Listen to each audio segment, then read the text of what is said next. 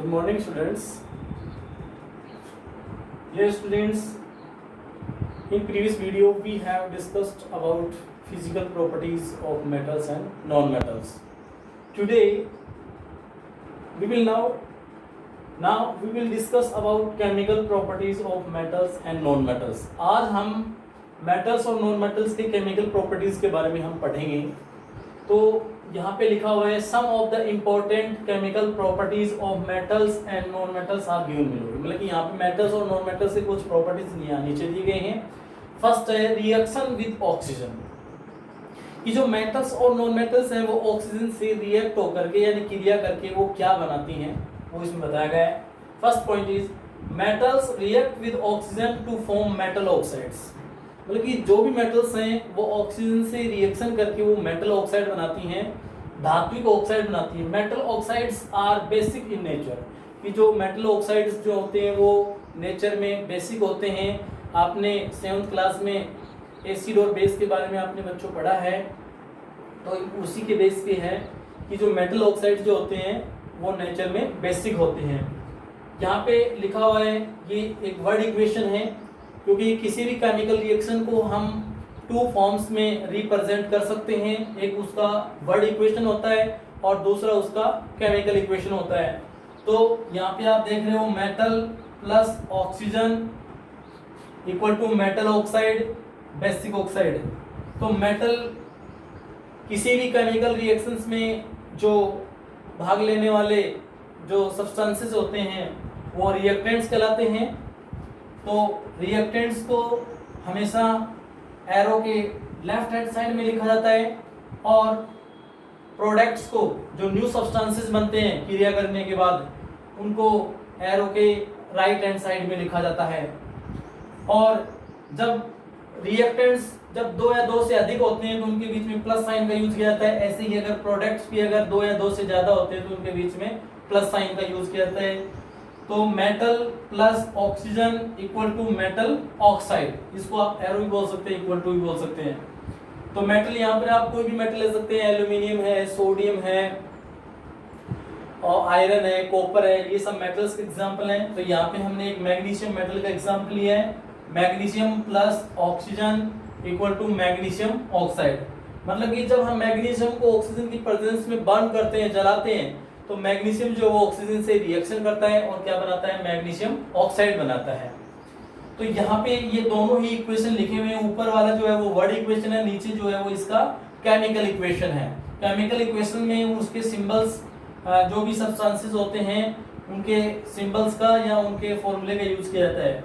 Magnesium plus oxygen equal to magnesium oxide. तो magnesium का symbol जो होता है जो मैं आपको लिखवा चुका हूँ, the symbol of magnesium is Mg plus the formula of oxygen is O2, ठीक है, इक्वल टू MgO. मतलब कि मैग्नीशियम जो है वो ऑक्सीजन से रिएक्शन करके क्या बनाता है, मैग्नीशियम ऑक्साइड बनाता है. Magnesium react with oxygen to form magnesium oxide. और magnesium oxide is a basic oxide. ये क्या होता है, बेसिक ऑक्साइड होता है. यहाँ पे magnesium oxide dissolve partially in water to form magnesium hydroxide. जब मैग्नीशियम ऑक्साइड को पानी में डिसॉल्व किया जाता है तो ये मैग्नीशियम हाइड्रोक्साइड का सॉल्यूशन बनाता है. तो यहाँ पे मैग्नीशियम ऑक्साइड है plus water equal to magnesium hydroxide. तो मैग्नीशियम ऑक्साइड का फॉर्मूला MgO प्लस वाटर का फॉर्मूला H2O इक्वल टू क्या बनता है, मैग्नीशियम हाइड्रोक्साइड. तो मैग्नीशियम हाइड्रोक्साइड एक टाइप का क्या है, बेस है. Magnesium hydroxide turns red litmus to blue. जब हम मैग्नीशियम हाइड्रोक्साइड का लिटमस पेपर से इसका टेस्ट करते हैं तो मैग्नीशियम हाइड्रोक्साइड जो होता है वो रेड लिटमस को ब्लू में चेंज कर देता है. तो अगर कैसा भी सॉल्यूशन अगर रेड लिटमस को ब्लू में चेंज करता है तो उसकी नेचर कैसी होती है, बेसिक होती है.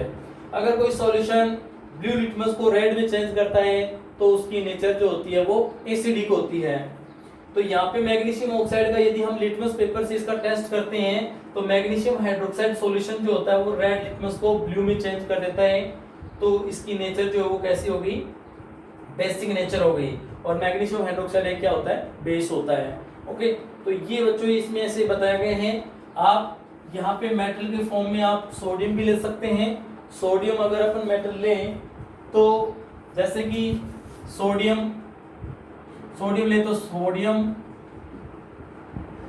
प्लस ऑक्सीजन, हमें मेटल की ऑक्सीजन से रिएक्शन करवानी है, तो sodium plus oxygen equal to क्या बनेगा, सोडियम ऑक्साइड बनेगा। Okay, sodium oxide. अगर एल्यूमिनियम को यहाँ पुट करते हैं तो aluminium plus oxygen equal to aluminium oxide. Okay, अगर कैल्शियम यहाँ पे लेते हैं तो calcium plus oxygen equal to calcium oxide. आप किसी भी मेटल को ले सकते हैं। आयरन, अगर आप आयरन को लें, iron plus oxygen equal to iron oxide. ठीक है, सोडियम का सिंबल जो है, ये तो इसका वर्ड इक्वेशन हो गया। अगर इसका हम सिंबल फॉर्म में लें, सोडियम का सिंबल Na होता है, ऑक्सीजन का O2 होता है, और क्या बनेगा, Na2O, सोडियम ऑक्साइड बनेगा, सोडियम ऑक्साइड बनेगा। ठीक है, और अगर हम एल्यूमिनियम लेंगे तो भी उसका भी ऐसे एल्यूमिनियम ऑक्साइड बनेगा। और जब हम मेटल ऑक्साइड को वाटर में पार्टिकली डिसॉल्व करते हैं तो वो क्या बनाता है, वो मतलब कि मेटल हाइड्रोक्साइड बनाता है, जो कि एक बेस होता है जिसकी नेचर क्या होती है, बेसिक होती है। आई मीन उस सॉल्यूशन का अगर हम लिटमस पेपर से टेस्ट करेंगे तो वो रेड लिटमस को ब्लू में चेंज करेगा, तो इससे ये प्रूव होता है कि वो सॉल्यूशन कैसा होता है, नेचर में बेसिक होता है। ओके, यही बताया गया, और इसी वीडियो के बेस पे मैं आपको कुछ क्वेश्चन दूंगा जो आपको करने हैं। Okay, thanks.